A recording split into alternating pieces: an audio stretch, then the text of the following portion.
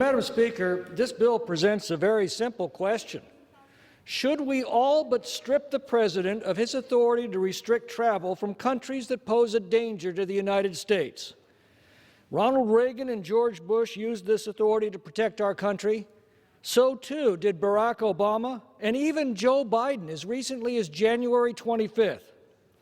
President Trump invoked this authority against countries that were hotbeds of international terrorism and that were not cooperating with the United States in providing basic information about travelers coming from these countries.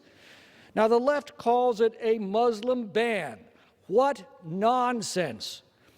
The President's orders affected only a tiny fraction of Muslim-majority countries and a sizable number of non-Muslim countries.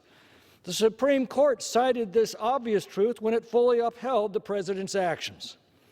In fact, when a rogue government changed its policy and cooperated with us, the restrictions were lifted.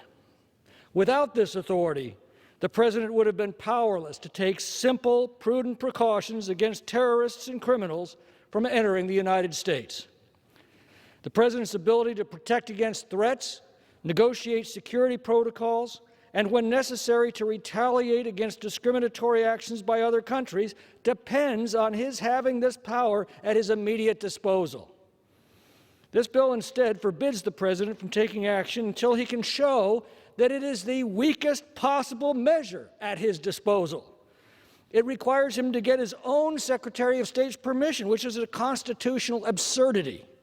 And it gives anyone who claims any harm the standing to block an order in federal district court. So I ask, in this world that is becoming increasingly threatening and unstable, does this bill make us more safe or less safe?